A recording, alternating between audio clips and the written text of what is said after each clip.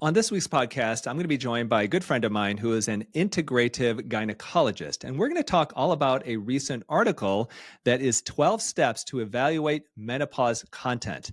There are a lot of physicians and healthcare practitioners out there who are spreading information about menopause. How do you know if that information is information that you should consider and you should follow? So we're going to get to the bottom of that from the perspective of myself, who is a plastic surgeon, and I'm not an expert at menopause, but that's why I brought my good friend, Dr. Shawn Tassone, who is a true integrative gynecologist, mixing both traditional medicine with alternative medicine and his viewpoint on what this article states. So let me introduce my guest this week. Shawn Tassone, MD, PhD, known as America's Holistic Gynecologist, is the first physician in the United States to be double board certified in obstetrics and gynecology and by the American Board of Integrative Medicine. He holds a medical degree in addition to a PhD in mind-body medicine. Dr. Tassone is a practicing OBGYN in the Austin, Texas area, hormonal expert, author, speaker, highly rated patient advocate, and creator of the world's first integrative hormonal mapping system. And he's the host of the Confessions of a Male Gynecologist podcast. His work includes studies and publications on hormone imbalances, spirituality and medical care, whole foods to heal the human body, and integrative medicine. His latest book, The Hormone Balance Bible, published by HarperCollins, is available for purchase worldwide. So on this podcast, we're going to talk all about this article from Dr. Jen Gunter. She is a well-known gynecologist, and it's 12 steps to evaluate menopause content, how to separate the snake oil from the science. And we all know there's a lot of snake oil out there. This is specifically about menopause-related care. So we're going to talk all about it in this podcast today. I think you're really going to enjoy it. So let's get started. Thank you so much for joining me, Shawn. Oh, it's always good to be with you, Tony. We're like the two coolest guys on the planet. I wish. We're legends in our own minds. So you have a podcast called Confessions of a Male Gynecologist, and you had a recent episode that I thought was really interesting. And that's why I wanted to bring you on today, because it's going to really target a lot of stuff that's going on in healthcare today, specifically the menopause space, and a lot of, I guess, physicians fighting misinformation, fighting each other, and this is something I guess we'll go through. So for our audience listeners, the people who are watching today, we're going to really get into the state of, I guess, gynecology online today, because it's a little bit of a war going on. Mm-hmm. Yeah, it's an interesting arena because there's menopause is, it's been there forever, obviously, but recently a lot of the celebrities and some other folks have been turning, the Gen Xers were starting to turn, 50 and they're hitting menopause. So they're bringing a lot of attention to it, which is great. But they're also bringing a lot of misinformation. And then the doctors, it's been this way forever. It's probably in the same in plastic surgery. There's procedures some people do that you just wouldn't do. And hormones are the same. We all have differing opinions. I think, unfortunately, the Women's Health Initiative 16 years ago really destroyed an entire generation of doctors and their education with a lot of misinformation, and it's still sticking. So there is a gynecologist, a fairly famous one. Her name is Dr. Jen Gunter. She's a board certified gynecologist. She's practicing in San Francisco. She's got a pretty large online presence. She's written many books, and she has a blog where she had an article, 12 Steps to Evaluate Menopause Content, how to separate the snake oil from the science. And so on this podcast today, Dr. Tassone and I, we are going to discuss each of these 12 steps to evaluate menopause content.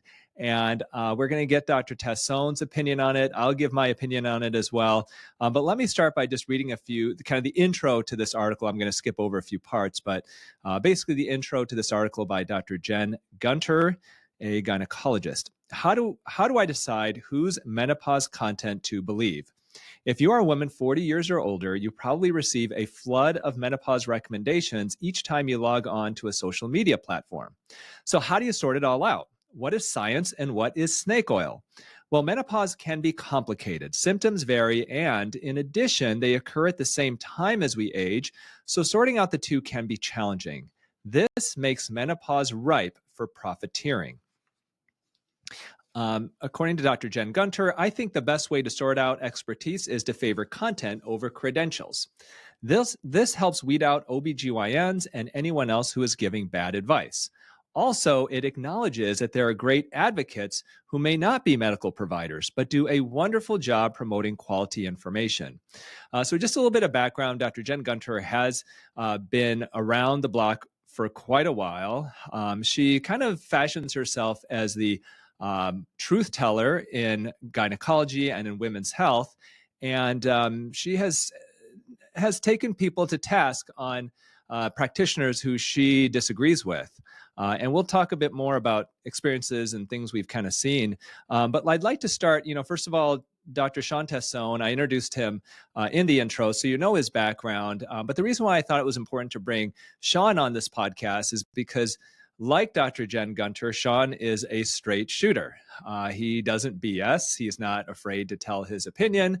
But he also comes from a different background than most gynecologists. You have gone through traditional gynecology training, you're a board certified gynecologist, but can you tell our listeners what other training you've had done and how this impacts how you practice medicine and the information that you give out on your podcast, on social media, and all of that?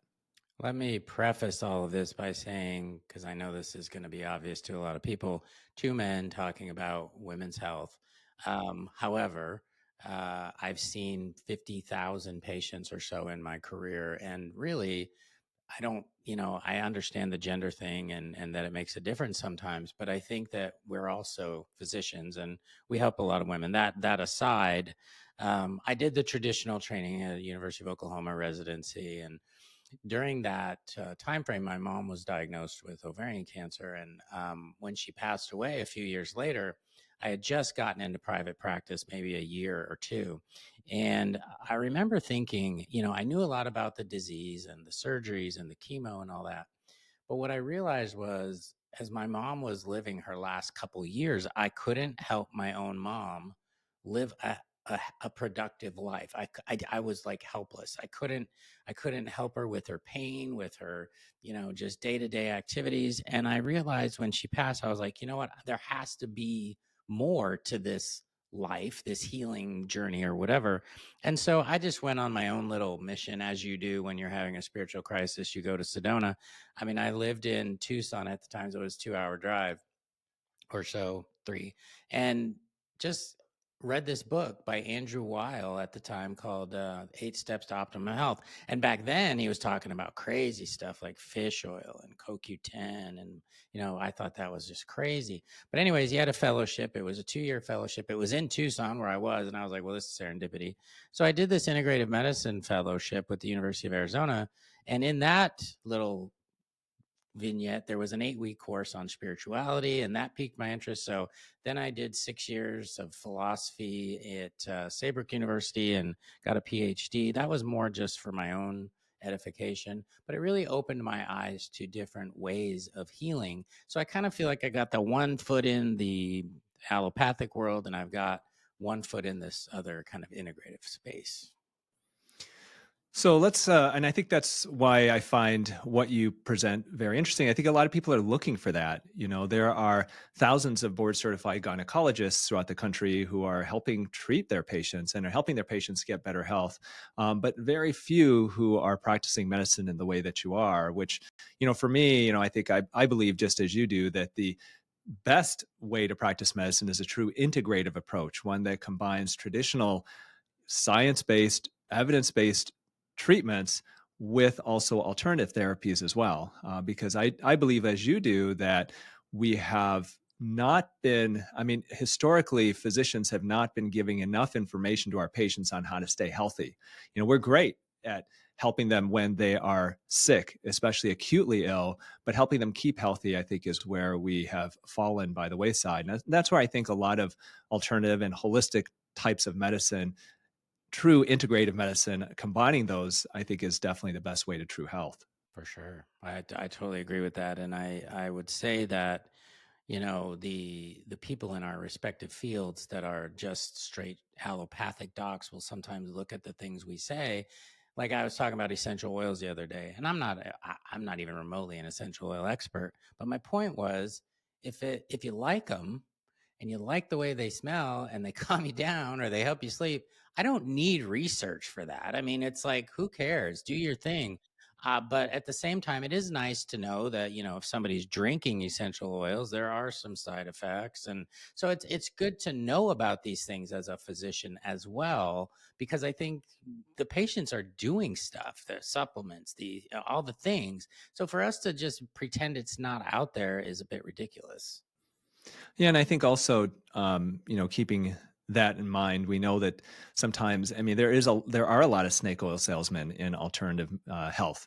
There are people who make claims. So for essential oils, for example, there are people who claim that, oh, you take these essential oils, it's going to treat your cancer, and those types of things can be very dangerous and very misleading. And in those situations, I do credit physicians like Dr. Jen Gunter of exposing that type of dangerous therapy. And so that's why I thought, this will be a very interesting discussion, two physicians who are allopathically trained. We still see our patients, we still treat our patients with traditional techniques, but we're also open to the fact that there's a lot of alternative therapies out there that can be helpful for people.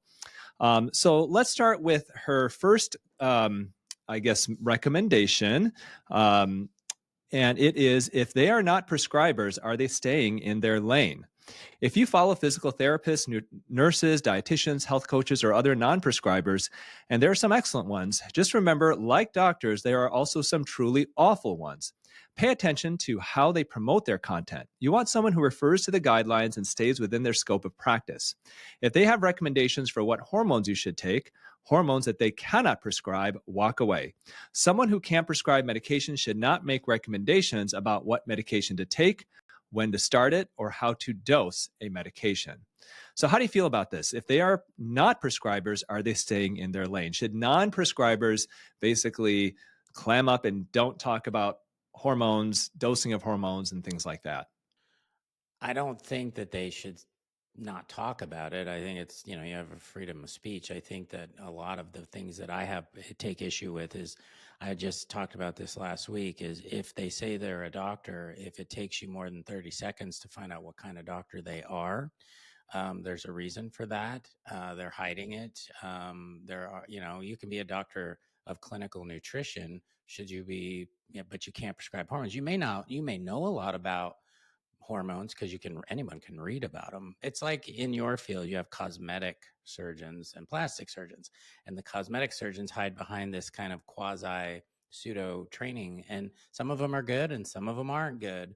But it's not the same training, and that's where I think she's getting at. And I totally agree with her on that. I don't think they should shut up. I mean, I like the stimulation. I like the debate. That's why, Jen, I would preface this by saying I probably agree with her on most things.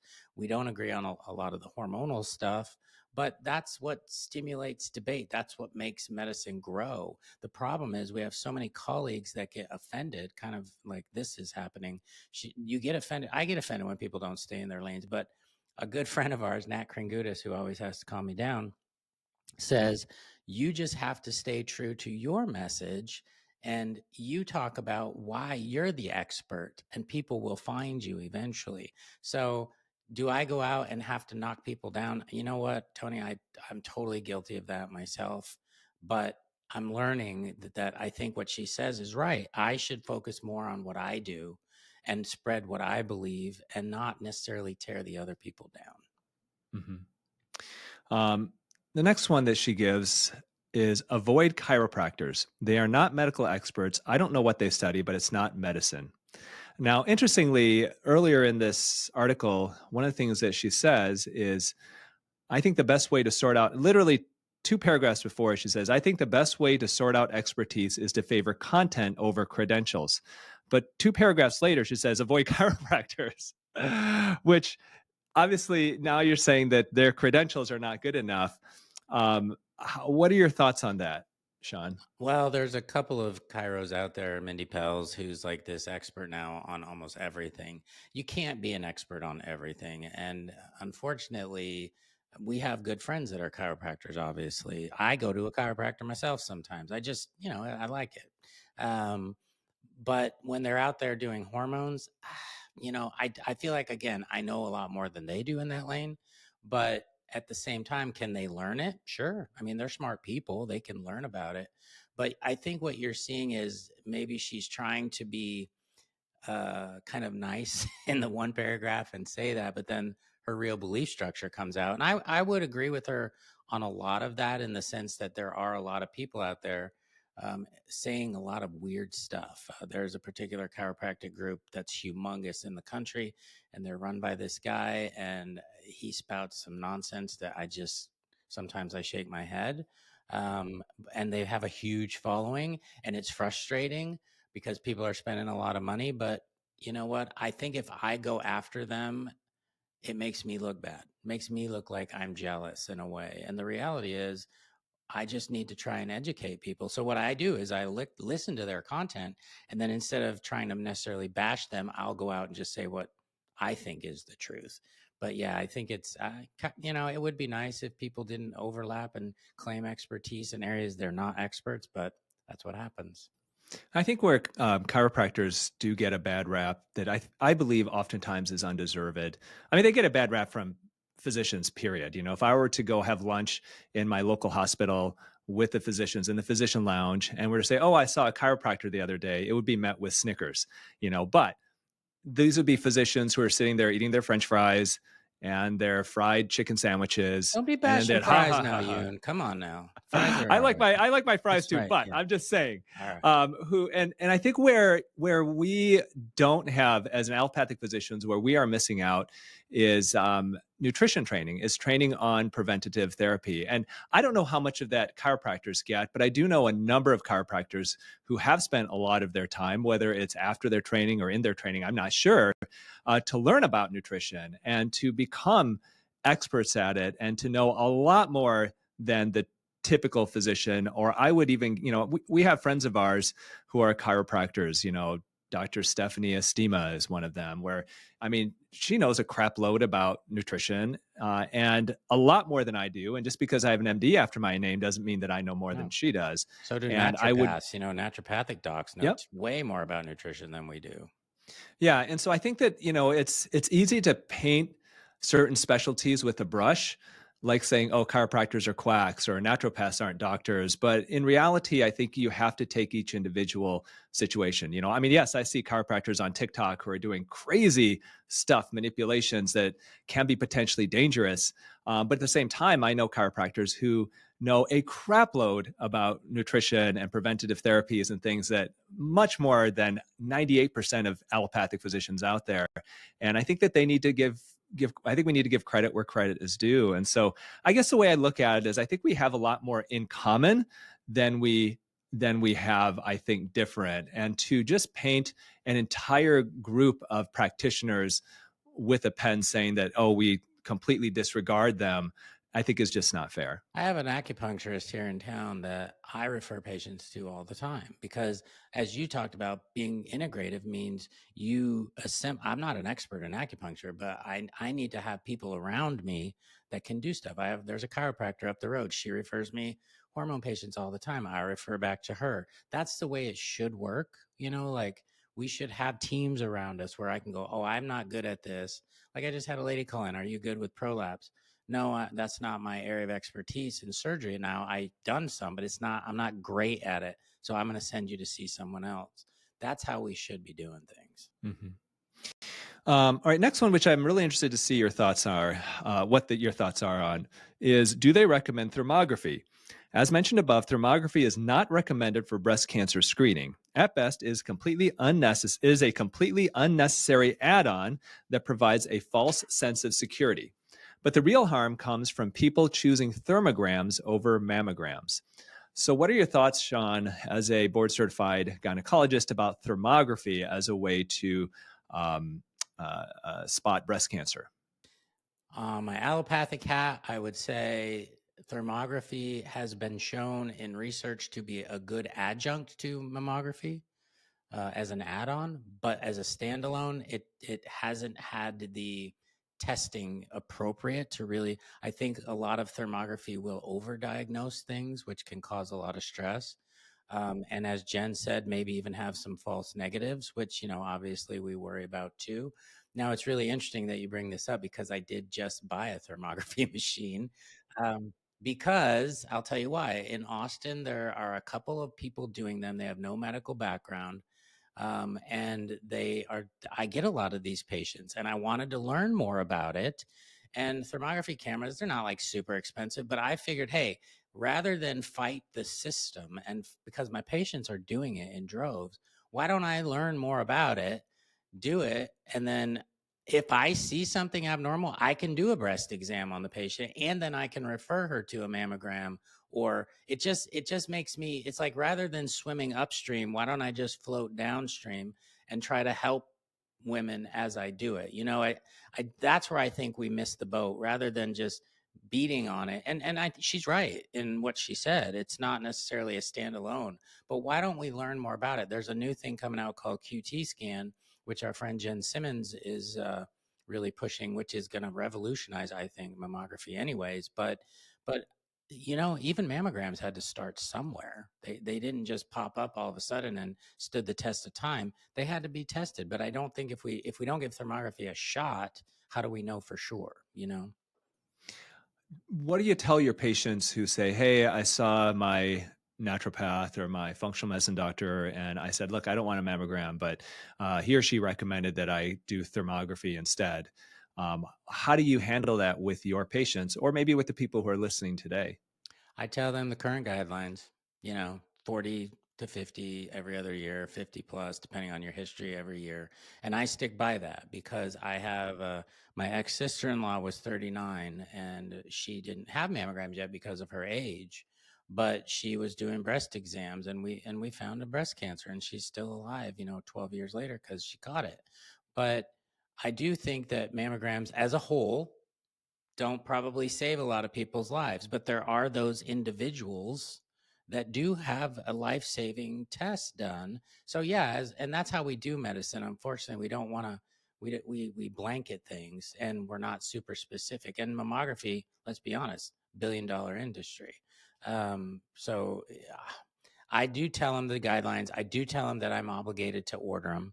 I always say, I joke, I'm not going to drive you there, but I'm going to order the test. And I leave it up to my patients. They're adults. They know I give them the data, and then they tell me if they want to do it or not. But I don't chastise them for it. We can make our medical decisions.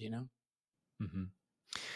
All right. The next one that she has, and so once again, we are basically covering 10 steps to to evaluate menopause content. Do they recommend compounded hormones? This includes testosterone and estrogen pellets, as well as the Wiley protocol. No menopause society recommends compounded hormones because the dosing and absorption are erratic. You have no idea if you are getting too much or too little hormone. It turns out it takes years of research to figure out how to formulate hormones so they can be absorbed, and we do not have that research with compounded hormones. In addition, compounded hormones are not batch tested, so you have no idea how much you are actually getting. The only indication for compounded hormones over standard pharmaceutical hormones is when someone has a true allergy to a component. So, your thoughts on compounded hormones? This would be where we diverge a bit. I do like compounded hormones. I also use, so here's the difference. A lot of patients get confused between bioidentical and compounded. There are bioidentical, just means it looks similar to your body's natural hormone, and you can get those at Walgreens. You can get them at CVS. There's progesterone, there's estradiol patches. So the only hormone that you can't get is testosterone. That has to be compounded. Now, what she did there was she threw in compounded hormones with Wiley protocol with pellets. And I don't like Wiley and I don't like pellets, but I like compounded hormones. So she threw a big dumpster of stuff in there and tried to make them all look bad. The compounded hormones, the pharmacies that I use do batch testing.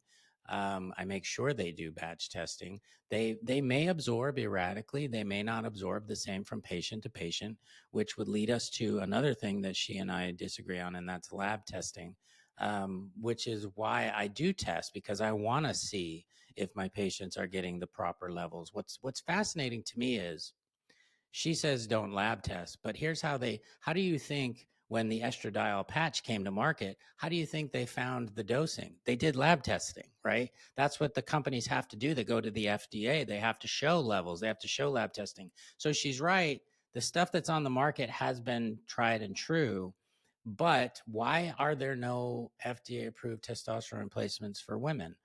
What are women supposed to do? Just ignore it? And so I use probably 25% of the hormones I prescribe are bioidentical at typical CVS, Walgreens. Probably 75% are compounded. I don't get a kickback for that. I don't get any money for that. I just find that it works for me and it works for my patients. So when you do a compounded formulation, is there, I mean, what's the specific reason? You said that testosterone you have to compound then.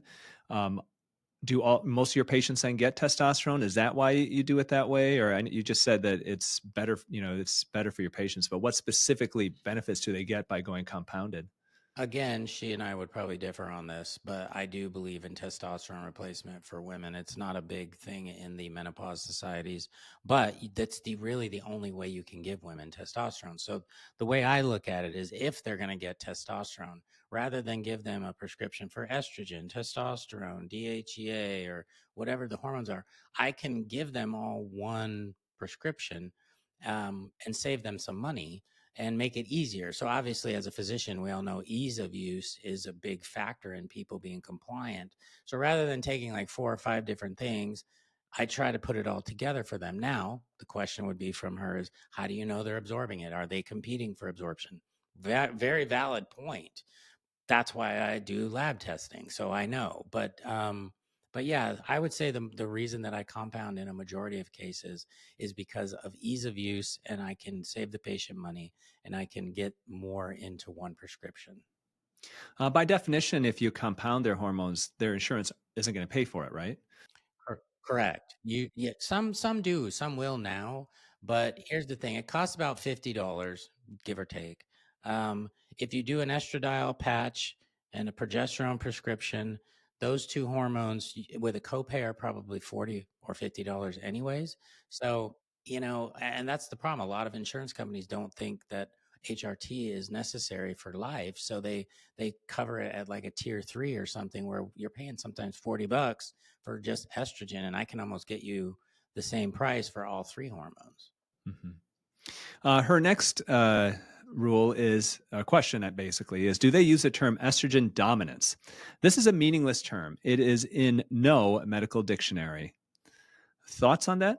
And she's right, it's not. And that's why I don't necessarily use that term a lot. However, we do things on codes, right? So there's an ICD-10 code for hyperestrogenism. Imagine that, which is estrogen dominance.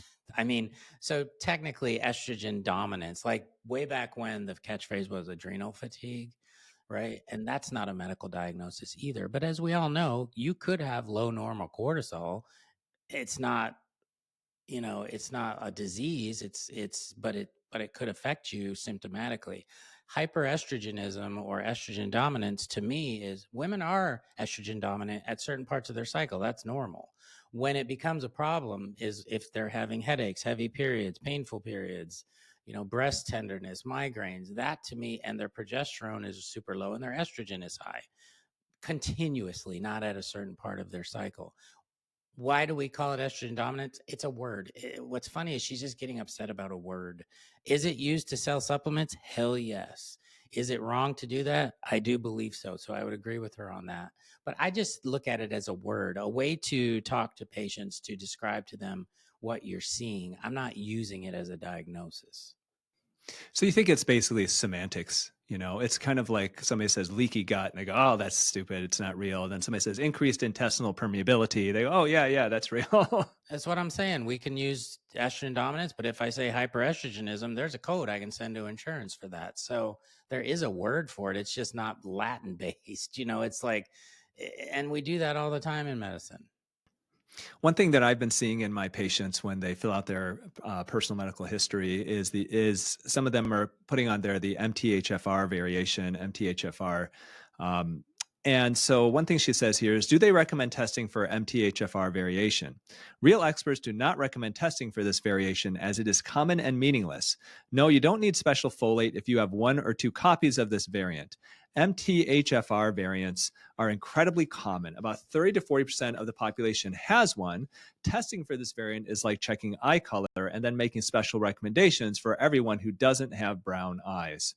So, just as before we get your opinion on this, as an outsider, as somebody who treats a lot of women in my practice, I do see a lot of people who come through who have that gene. Oftentimes, they find that it is diagnosed after they've had several miscarriages.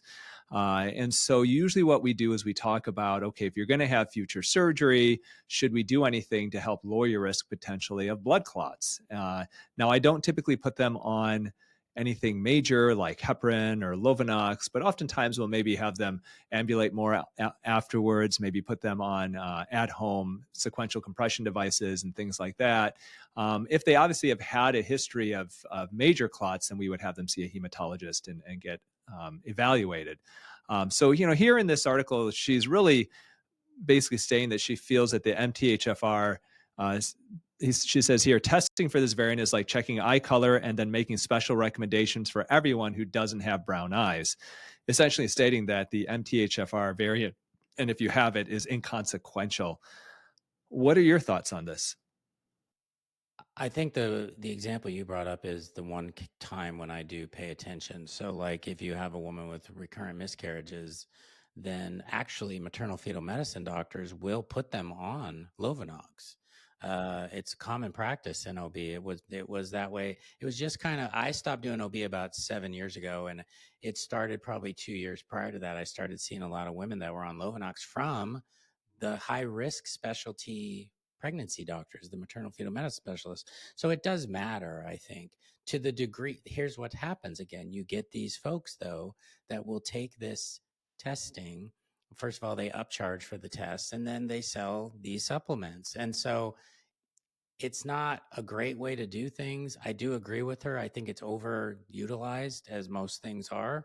But I disagree in the sense that it's completely worthless. I think in some, like you said, surgery, it's good to know, especially pelvic surgery, because we know women that have pelvic surgery have an increased risk of blood clots. That's just from the surgery itself, and miscarriage. So I think that in those two instances, it might be important to know. When you operate on a patient who has the MTHFR gene, and let's say she's had multiple miscarriages in the past, do you do any type of anticoagulation or prophylaxis to prevent blood clots? Okay, so you don't treat it as if it's like a factor five, where somebody has a true clotting condition. Correct. I mean, I don't do, if the only thing I could think of might be if it was a super long surgery, like 4 hours, or if it was maybe a cancer surgery, I might, but I don't do cancer surgery. So the surgeries that I do are pretty simple, 45-minute case, so I don't do it in those instances. Those risks are going to be very low. Her next basically way to evaluate menopause content is, do they recommend salivary hormone testing?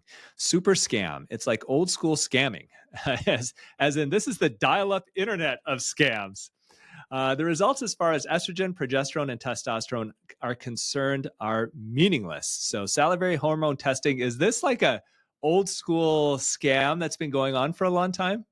I totally agree with her on this one. Actually, she can be funny at times. I'll give her that too.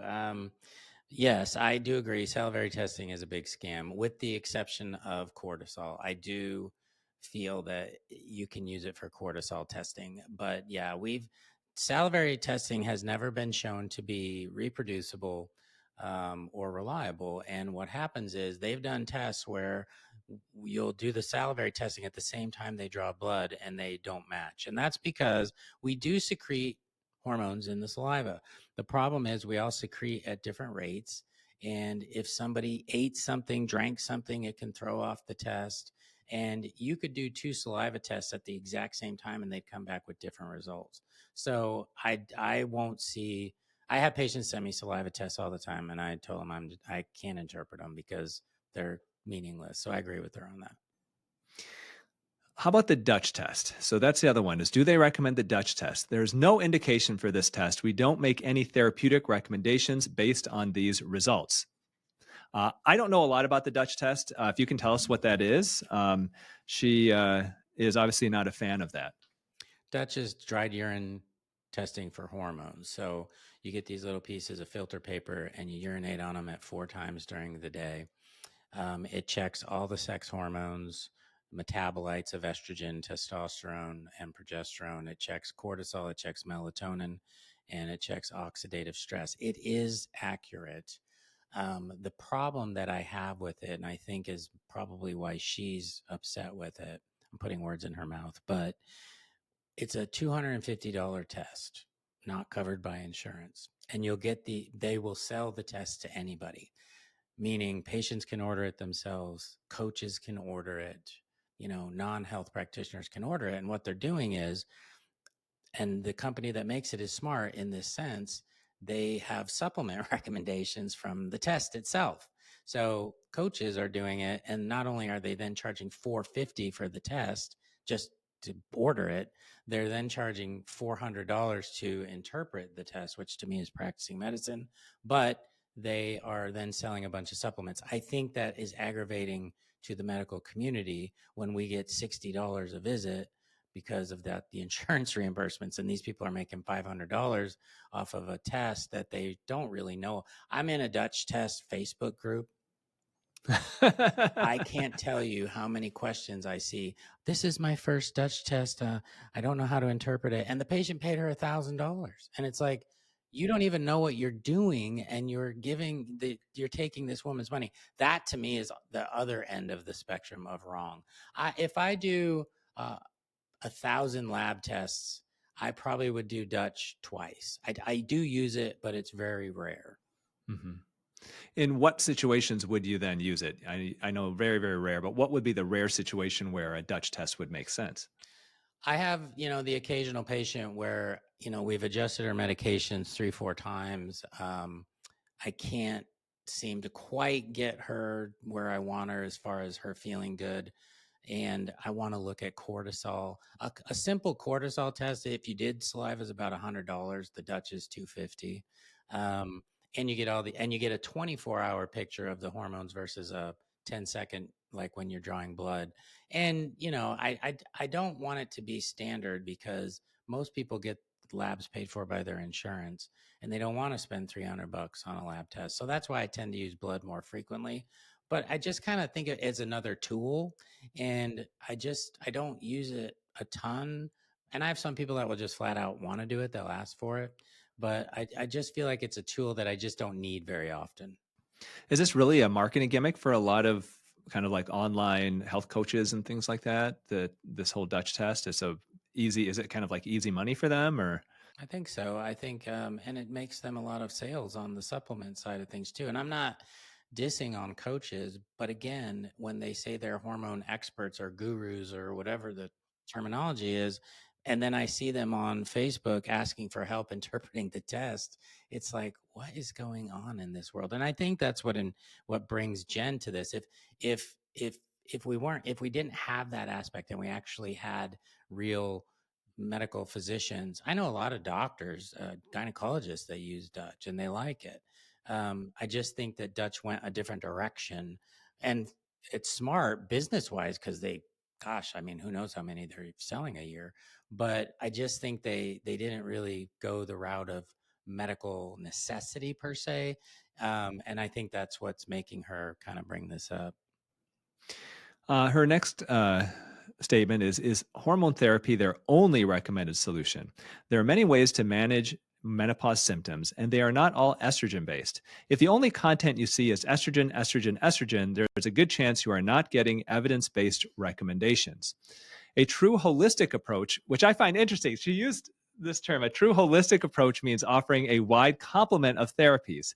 And if an influencer insists that estrogen is the only game in town, that means the provider isn't a menopause expert, they are an estrogen provider, and there's a big difference. I'm surprised that she actually writing about a true holistic approach being a good thing, which I think is awesome, and I'm glad to hear that from her. But did she give any recommendations? No, no, basically just saying don't just recommend estrogen. If that's all you're doing is saying estrogen, estrogen, estrogen, estrogen, maybe maybe you don't know what you're talking about. Yeah. And I think that there are other options. And I think what she's referencing is there's a medication called Veoza that works for hot flashes. The problem is she's a big proponent of the North American Menopause Society, which now changed its name to the Menopause Society. They basically reduce women down to hot flashes and vaginal dryness. And unfortunately, that's where a lot of people get their education on HRT. But yeah, there are other options for sure. And I do talk to women about other options, but it's really based on their symptoms. You know, what are their main symptoms? And I think she's kind of coming at, not necessarily me, I wouldn't have the hubris to say she even knows who I am, but um, Mary Claire Haver and some of the others that have big platforms who do talk about estrogen a lot. She's kind of indirectly, I think, going at her. Um, but I think, you know, like I said, there's Mary Claire's an educated woman. She's just as educated as Jen or me, and she's got an opinion. I don't think it's right or wrong. It's just her opinion. Yeah, and I think lately I've seen on Dr. Gunter's on Jen's page that she has singled out Mary Claire, who's a really good friend of mine and who I know of many, many people who have benefited from reading her books and following her.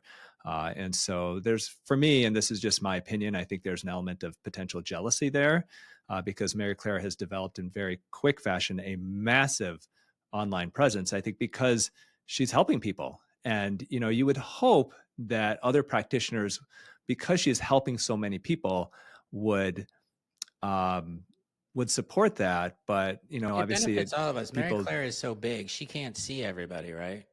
yeah, So I mean, I'll get people from her because they can't get in with her, yeah, or because she's out there talking. Mary Claire lives in Houston. We're only a couple hours away, and actually, her niece and my son know each other at Texas A&M. But but it's just bringing awareness to a topic like in your field, breast implant illness. You might believe it or not believe it, but maybe women are going, gosh, ever since I had these implants, I do have autoimmune stuff. I've got, they just start talking about stuff, and then they come to you, and then you can have that conversation with them. So the more people that talk about it, the better, even if you don't agree with them, their opinion. no, I agree. Well, you mentioned the Menopause Society. Dr. Gunter is definitely a fan of the Menopause Society. Do their recommendations match the guidelines? The 2022 Menopause Society guidelines and the 2023 International Menopause Society Providers Toolkit. Basically, these are the things that she recommends that you look at if you are looking for menopause related recommendations. Here is a quick shortcut, however, for anyone who doesn't want to look at these guidelines. And that is, do they recommend hormone therapy to prevent dementia? If so, they are not following the evidence-based guidelines set out by every single menopause society. Another piece of advice about guidelines is to be wary of people who cherry pick and use the pieces that serve them and then claim the guidelines are out of date when they don't serve their purpose. So what are your thoughts on that? If somebody says, hey, consider hormone therapy, it may help prevent dementia. Oh, they're not evidence-based. Toss out anything they have to say. I have a whole episode on my podcast about the North American Menopause Society, and you really have to go back and look at the history of the organization. Their first president was a guy named Wolf Etienne, who used to say bioidentical hormones were quackery and snake oil. And then as the big companies, Wyeth, Bayer, and all them started making bioidentical hormones, and he was on their speakers panel, all of a sudden he now wrote a book on bioidentical hormone replacement. Um, I've often joked that medicine evolves one funeral at a time, meaning as the old guard dies off, then the new ideas come into vogue and they become the norm.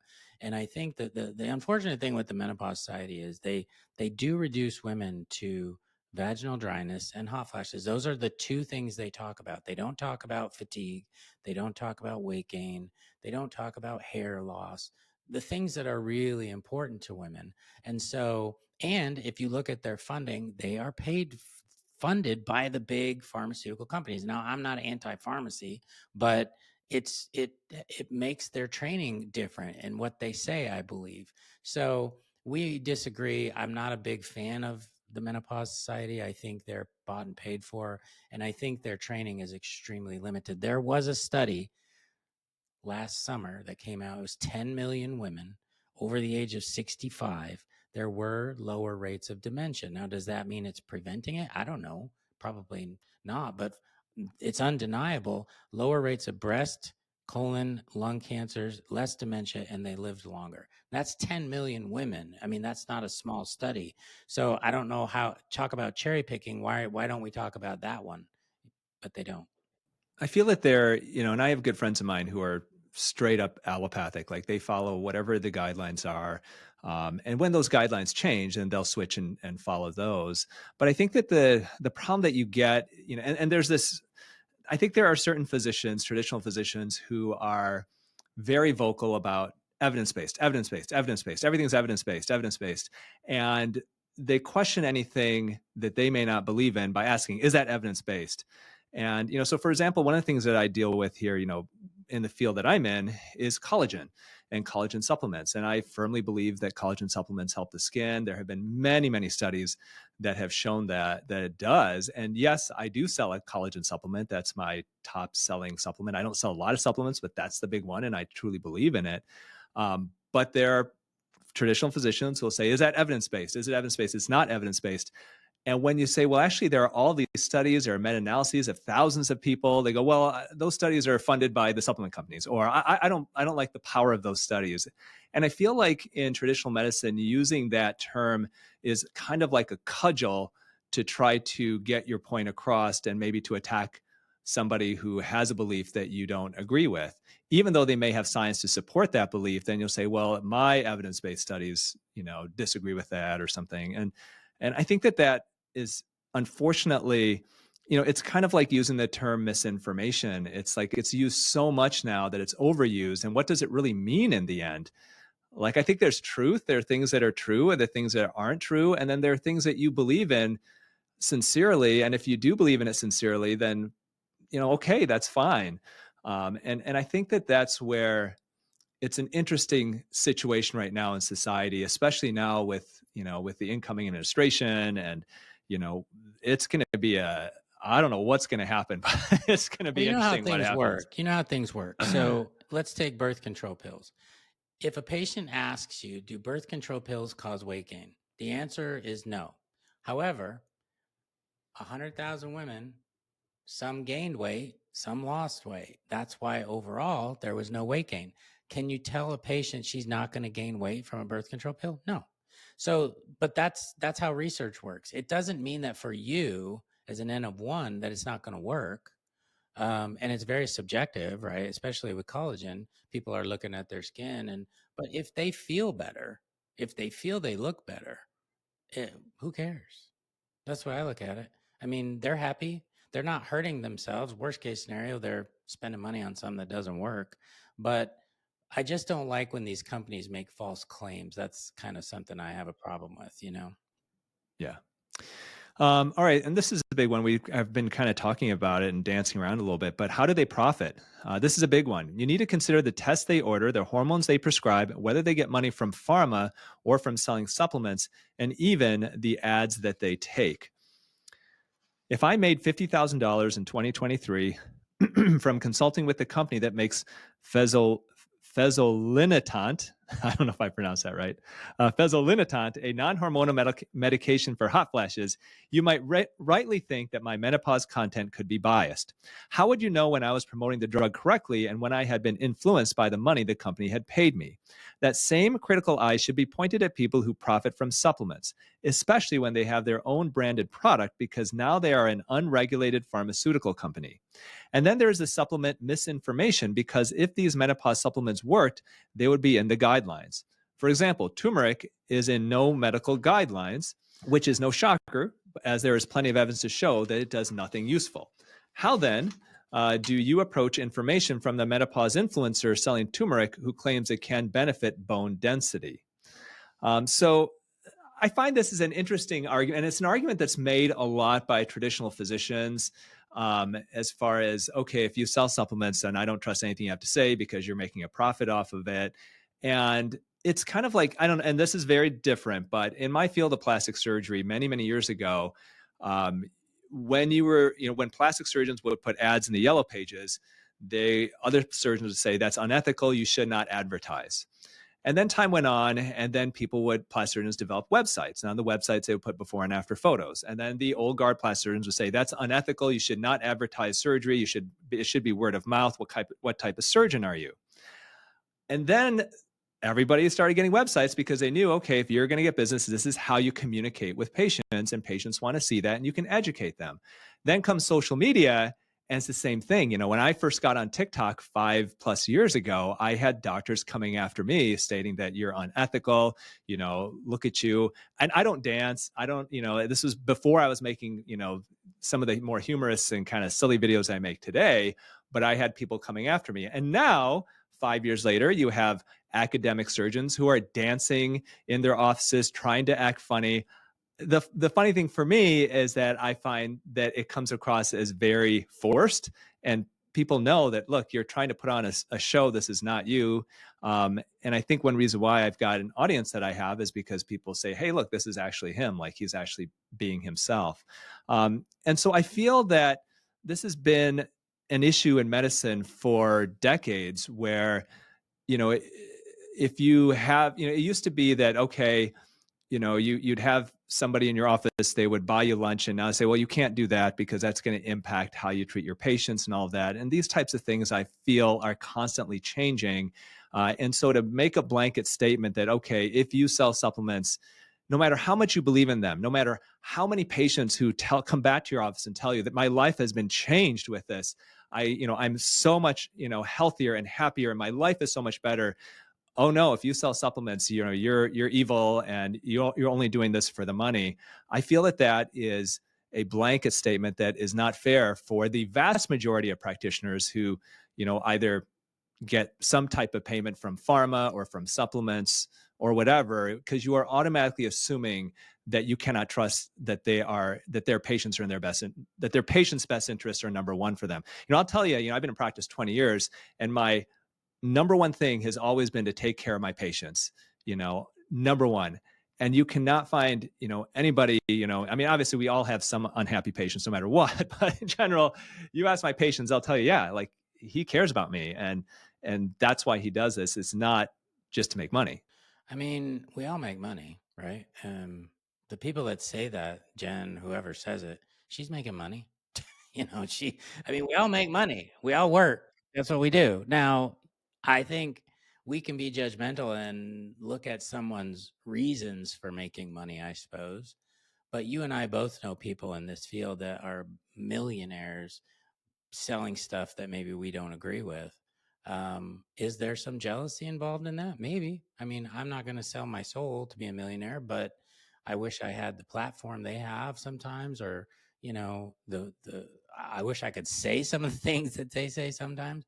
But ultimately, like you said, we have to be at a different level when we make recommendations, because people trust us and people know that we are an authority. And that's where I think that she's coming from, is like, look, you are a trusted authority. You start saying stuff, people are going to listen to you because you have your MD.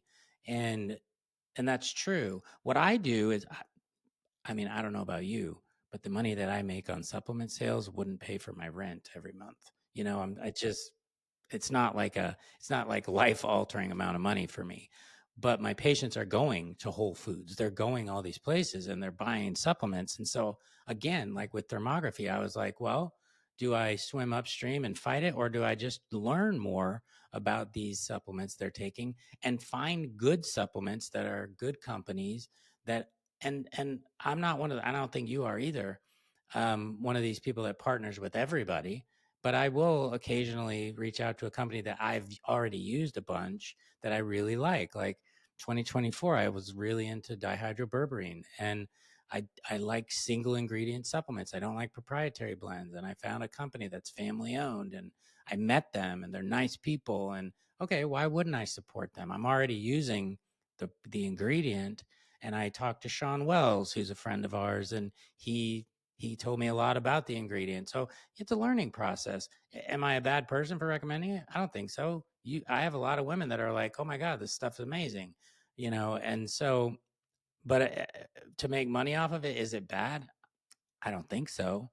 But if you believe in it, like you said, do you believe in it? And do you believe it's going to help your patients? Are there people out there schlepping stuff? Can you go on Facebook for 30 seconds and not have an ad where there's some amazing supplement that's going to save your life? I mean, it's just, what do we do as doctors? You can fight it, and I do sometimes, or you can just, educate your followers. I think the hard thing is that there is no dividing line between, a physicians like, let's say you are myself, where yes, we are reading our journals, we've got all of our credentials, we keep up with those credentials, we take care of our patients. Our number one, North Star is always taking care of our patients and making sure that we give them the best care possible.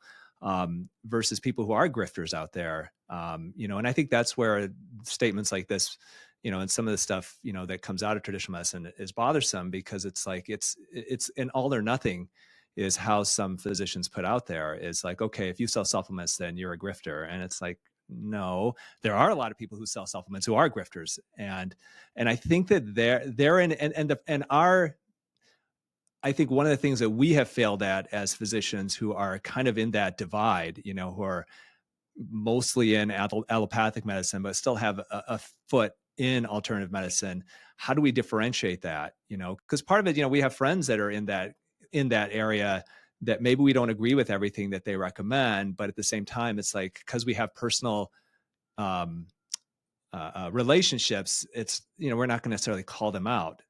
I've been on podcasts of people who have promoted my book, Younger for Life. And some of them, I listen to podcasts, I think, man, there's so much here that I disagree with. And I'll tell them that if it comes up. At the same time, I'm not going to make videos calling them out for it. So it's a difficult situation. I do give credit, to people who are putting some of these grifters on notice, like Dr. Gunter, and I'm not a fan of Dr. Gunter. I don't know her. I don't follow her. She's not a friend of mine or anything like that. She's not really on my radar, but I feel that there's good and bad, I think, that comes out of some of this stuff. So, And I think you can come across sometimes looking, just like you said, angry and jealous. yeah. Yeah. And I think that, hey, I get it. You see people who are super successful and you think, geez, I'm doing the same thing. And why, or maybe, I have done this longer than you. I've worked my tail off, yet you have a lot more success than me. I'm the one with the degree. Yeah. But people can learn. You can learn stuff. I mean, we all learn stuff. I didn't know nutrition, but I've learned about it. Yeah. Same with me. All right. Final thing is, do they lead with fear about recommendations for hormone therapy? Do you come away from the content regularly worried or anxious that you will get dementia or heart disease or crumble up and die if you don't take menopause hormone therapy?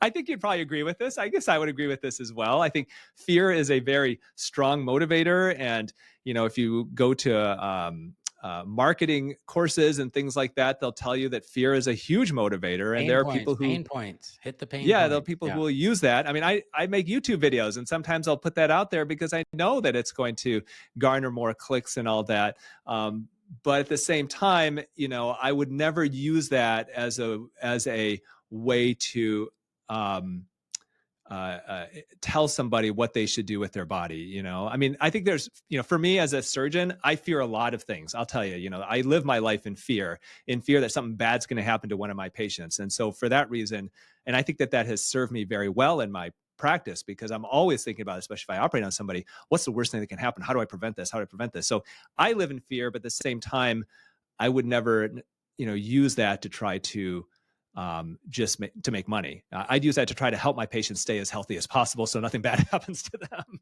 Well, usually when people call me or when they come see you, they already know they feel bad. And we're not fear mongering. We're just like, I'm just listening. That's what I do. I listen, and they're telling me all these things. And I'm like, then I look at their labs and I'm like, okay, I can help you. Now, if I did that and then hundreds of patients later, everyone was like, you're not helping me, I probably would change my mind. But when they come back and they're like, oh my God, you changed my life. I mean, you know, you're doing something right. And I think that, yeah, the fear mongering, and you get it all the time. Even with these California fires, there's all people are always going to do that for clicks and likes and whatnot. But I think for us, it's just people come to me. I don't go out there necessarily fishing. I mean, sure, I put out content, but it's usually not fear based. It's more support based. Like yesterday, I was just talking about the exercises you can do for thyroid, Tai Chi, yoga. It wasn't, I'm not out there saying if you don't do the Tai Chi, you're going to get Hashimoto's. That would be stupid. But then people might resonate with you and they might like what you're saying. And not everybody likes what we say for sure. But most people, if you support them, if you listen, that's the way you should be. That's what doctors should do: support and listen. And I think that, it depends on how the fear based recommendations are, So when I look at it from my standpoint, and some of the stuff I've put in my books, when I look at fear, there is a fear that I think we all have of becoming old and infirm. And so I think addressing that, not trying to bring it up to people who, as a first time, but we have those, and trying to address that. I don't see a problem with that. And so that they can make changes in their life. So for example, strength training, I think to say, hey, if there's, are you worried that you're going to become old and frail and not be able to be active and go on vacations? Here's some recommendations that can help you, so that you don't, so you can educate people that, people who think, all I need to do as I get older is walk, and that's going to be enough. It's like, no, it's not. But here are some ways to help get you where you want to be and prevent these bad things from happening to you. I don't see a problem with that. I think probably with hormone therapy and menopause, maybe practitioners, some of them are in order to sell, maybe are being overly fear mongering, I suppose. But I guess in my field, I'm not seeing as much of that. And I feel some of it could be helpful. In menopause therapy, there are doctors that don't want to do hormones. They just flat out don't want to do them, which is fine. But they will fearmonger and tell patients, oh, I'm not going to prescribe estrogen because it's going to give you breast cancer. Nowhere does it say that. I mean, but they're fear mongering because they don't want to do it. So it's like, and that's fine. But you can just say, oh, I don't believe in hormone therapy. I'm not going to do it. But you don't have to fearmonger. And so and that was part of the Women's Health Initiative, which is another topic in and of itself. But yeah, it's done on both sides. Yeah. Well, this has been really interesting. For all of you who enjoyed this discussion, I am going to put a link to Dr. Jen Gunter's article, 12 Steps to Evaluate Menopause Content. As you heard on this podcast, you know that Dr. Shawn and I agree with some of it, maybe disagree with some of it as well. But I think, once again, like Dr. Shawn said earlier, I think the discussion is the important part, because it's okay for us to disagree. But I think as long as we do it in a reasonable manner, and really explaining why we believe what we do, I think is great. How can people learn more about you? I mean, as I mentioned earlier, you present a integrative approach to gynecology that I think a lot of women may not have heard of, and may hopefully open their eyes to maybe a new way of practicing medicine and being healthy. Well, first of all, I want to thank you, and I want to let everybody know I knew him before he had any followers on TikTok. Zero. And look at him now. It's like I'm watching my baby grow up. But no, I'm on Instagram, Shawn Tassone MD, TikTok, Facebook. My website is tassonemd.com. And, I see patients right now in about 40 states. I do a lot of telemedicine, cash-based practice, but really helping a lot of women across the country. I also work with a friend of ours, McCall McPherson, as a part of Modern Thyroid Clinic. We're just trying to reach as many women as possible to really get women feeling their best.